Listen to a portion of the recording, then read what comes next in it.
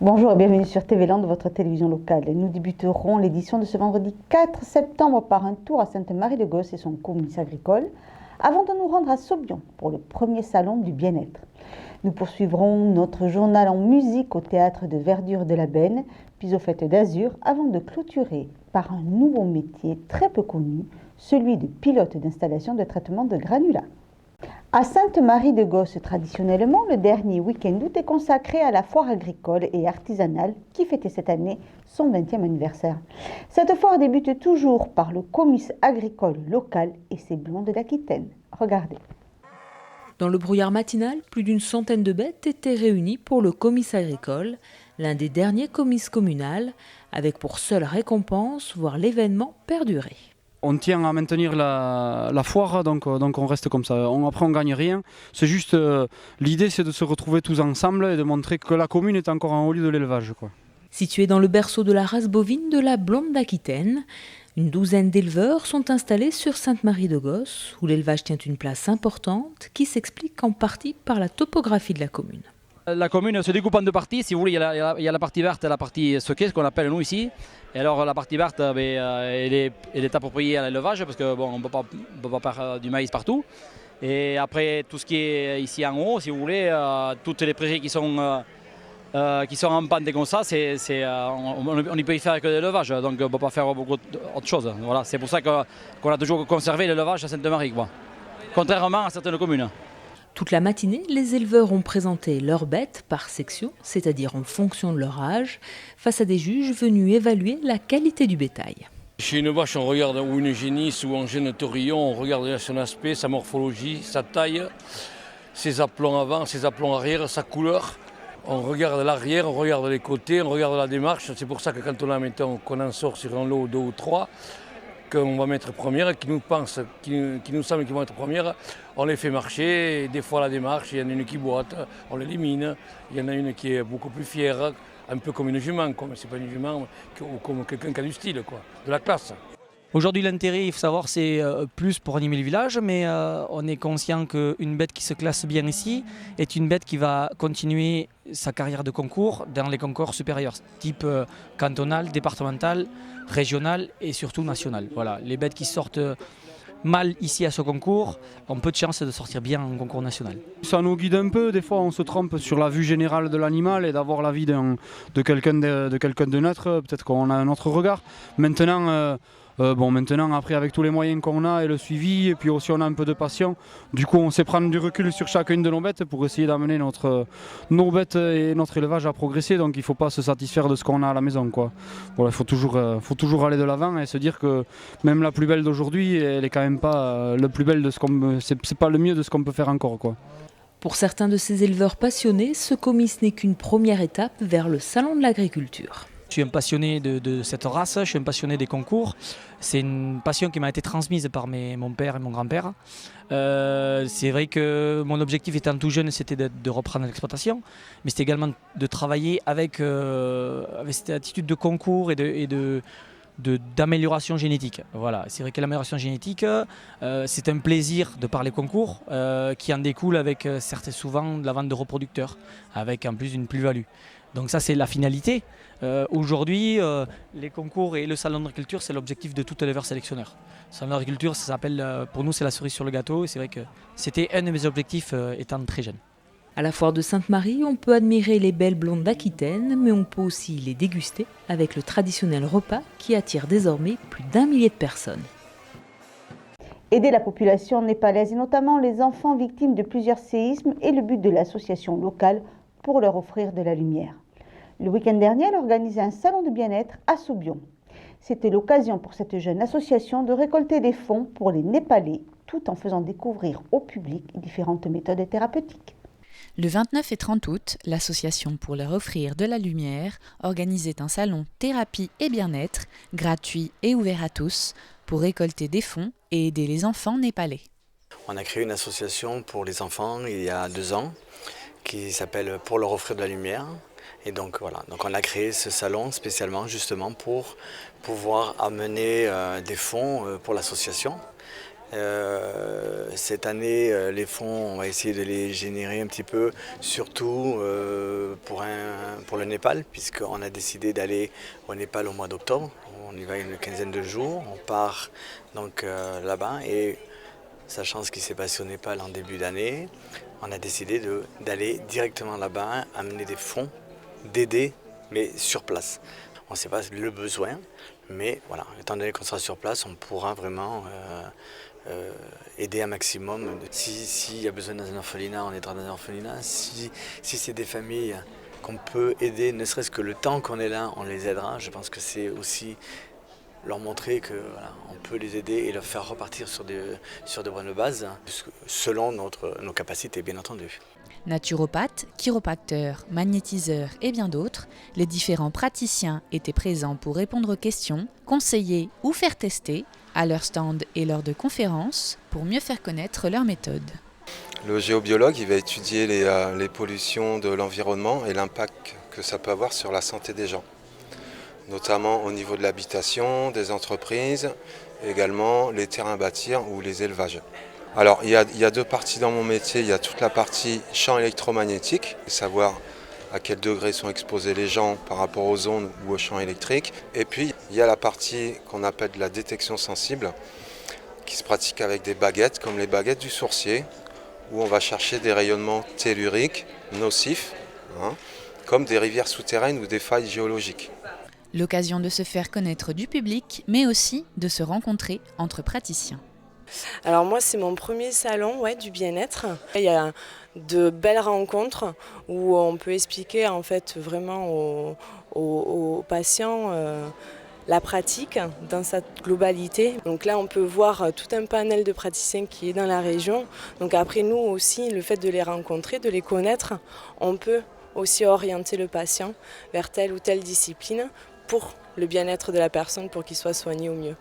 C'est super sympa. Déjà, ça permet de se rencontrer, entre différents thérapeutes, de voir que finalement tout se rejoint et voilà, ce sont juste des approches différentes.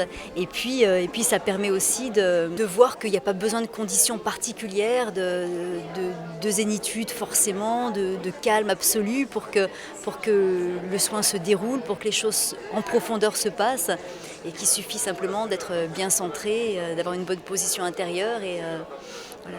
C'est la première fois qu'on le fait, c'est un premier salon, c'est une première dans le coin, on n'en a pas fait jusqu'à maintenant. Donc on ne savait pas trop si le public allait être réceptif ou pas. On n'est pas mécontent de ce qu'on a. J'avoue qu'il y a quand même pas mal de monde qui ont été réceptifs. Les gens nous ont aidés à faire des pâtisseries pour vendre pour le Népal. On a été aussi aidés énormément par la mairie de Saubion qui nous a offert la salle. Pour qu'on puisse mettre le montant qu'on aurait dû payer pour le salon dans l'association. Je pense que on peut remercier aussi le maire parce que je pense que c'est un peu grâce à eux si on a réussi à faire quelque chose aujourd'hui. Mercredi 19 août, au Théâtre de Verdure de la Benne, un concert-spectacle était organisé. De la musique live, des cracheurs de feu, des danseuses et des cavaliers. Découvrez l'univers du groupe Opus Doria.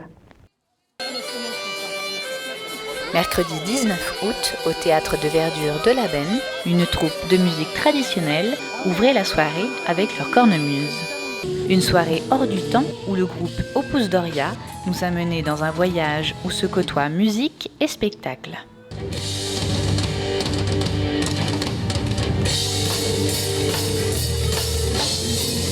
On a eu l'idée, pour imager un peu plus la musique, de la mettre en scène avec un visuel de spectacle.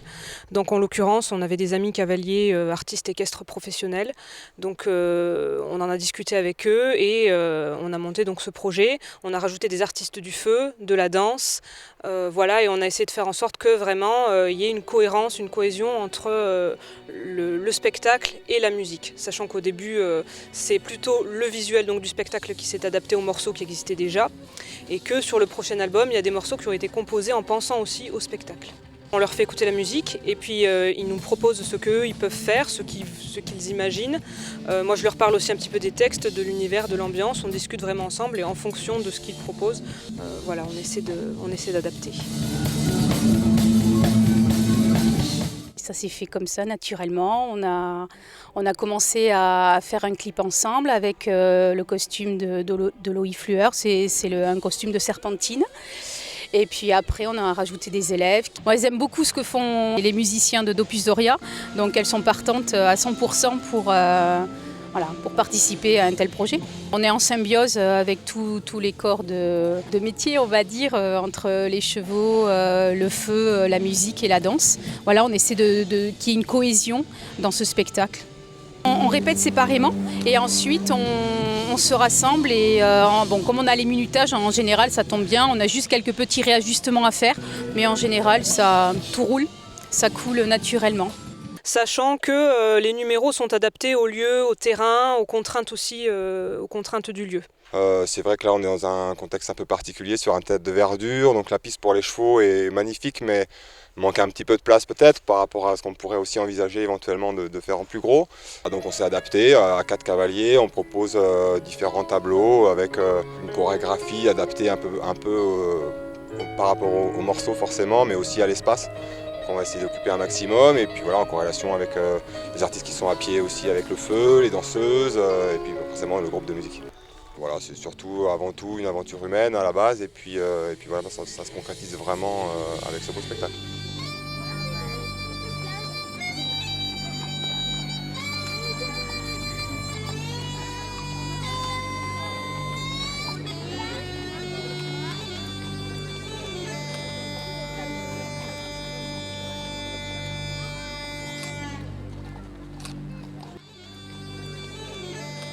Jeu de lumière et poésie, la magie opère, le public est charmé, le 3e album promet encore un beau spectacle.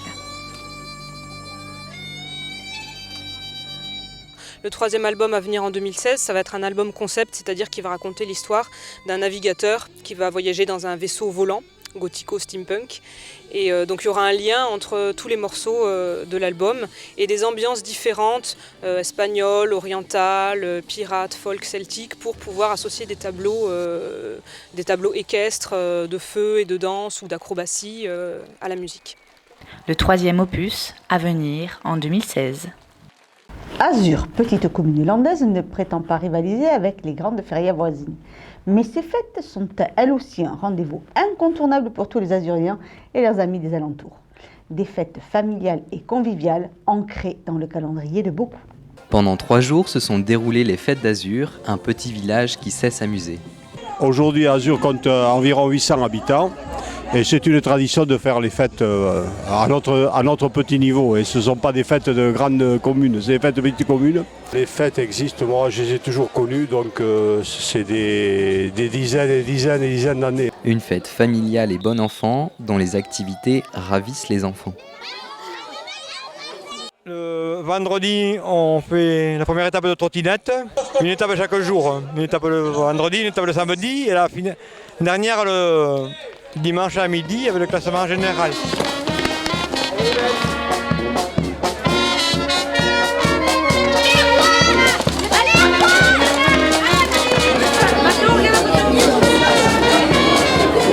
Ensuite, on revient à 17h pour les petits jeux des enfants, organisés par le comité des fêtes.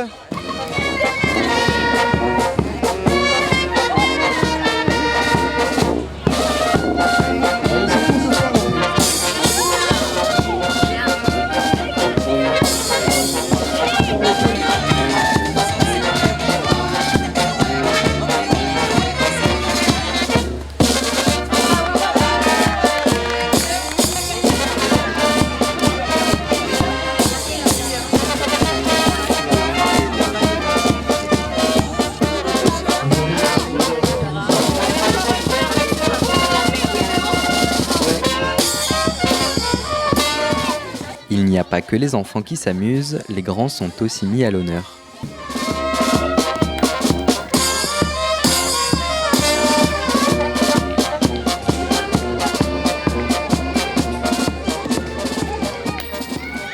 En fonction de l'âge, tout dépend. Hein. C'est vrai que quand on était petit, c'était les manèges. Et pour le coup, au fur et à mesure, quand on grandit, c'est plutôt les podiums. Et après, c'est plutôt le bar, quoi. L'ambiance à Azur, c'est la convivialité. Et puis voilà, comme je l'ai dit, le fait de retrouver un peu tout le monde apprécie de se voir, puisqu'au cours de l'année, on n'a pas forcément le temps. C'est une bonne ambiance, on est bénévole, donc chacun fait son petit truc, et c'est l'animation, on aime bien faire la fête et participer à la commune, quoi, surtout. C'est un petit village, donc tout le monde connaît tout le monde et on aime ça, quoi, c'est en soi, quoi. Mais la tradition, c'est le repas champêtre du samedi soir qui rassemble beaucoup de monde. Oui, ça draine sur tout le canton. Après, il y a les derniers vacanciers. C'est des gens qui viennent par tradition, ils viennent régulièrement chaque année. On table dans les 500 payants. Et après, il y a 100 repas de plus avec les bandas qui mangent, les bénévoles, voilà, tout ça. Ouais. Un repas animé où les convives sont entraînés par une banda. On donne une ambiance à un repas qui est festif. Et on essaie de faire lever les gens surtout, voilà. Et de taper dans les mains. Voilà. C'est le but, on essaie d'aller chercher le public. Nous, c'est un peu là où on prend du plaisir, quoi. C'est quand on est sur les tables, qu'on joue, qu'on met l'ambiance et que les gens répondent et qu'on essaie d'aller chercher la foule, quoi, pour qu'ils soient avec nous.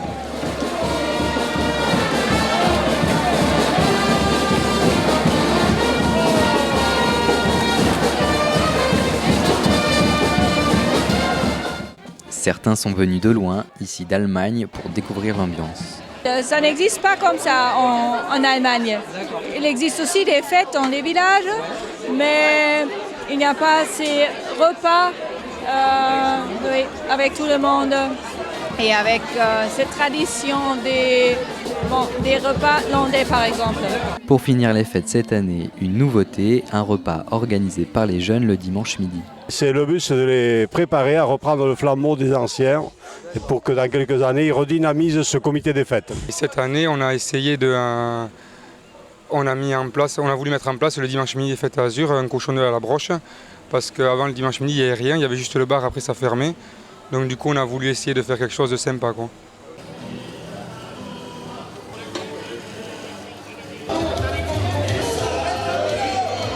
Une initiation aux échasses a suivi le repas. Avec rien pour les enfants, on trouvait que c'était assez dommage. Donc du coup, on a voulu aussi privilégier ça pour les enfants. C'est pour apprendre les chasses aux jeunes, et même les moins jeunes, s'ils veulent le faire, c'est pas un problème, ça peut être un moment sympa et convivial. Voilà. Comme un petit peu le but de la journée. Voilà. Le but, c'est de finir les fêtes sur une note positive. Les fêtes d'Azur, sans avoir l'ampleur de grandes fêtes de la région, vous feront découvrir cette même ambiance conviviale et familiale. Le dernier week-end d'août, vous saurez désormais quoi faire.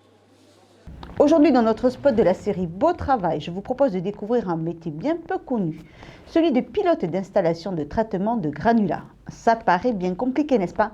Je laisse le soin à Mathieu de vous en dire plus.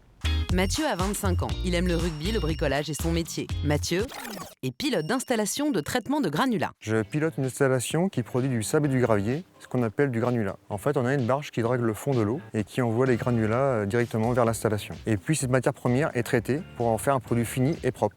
En fait, moi, je supervise la production et je suis responsable de toute l'installation. Mathieu est donc allé en informatique et en maintenance mécanique et électrique. Le plus important, c'est d'anticiper les pannes. Les gens pensent souvent qu'on dégrade la nature. Mais non, on est très concerné par l'environnement. Par exemple, ici, ça se transformé en plan d'eau. Mathieu a un BEP et l'alternance mène aussi au métier de pilote d'installation qui recrute 150 personnes par an pour un salaire moyen de 1 800 € par mois et des offres sont disponibles sur beautravail.org. C'était Beau Travail avec le MEDEF. Voilà, cette édition est maintenant terminée. Je vous remercie de nous avoir suivis. Je vous retrouve lundi 7 septembre pour un nouveau journal de TV Land, votre télévision locale. D'ici là, je vous souhaite de passer un excellent week-end.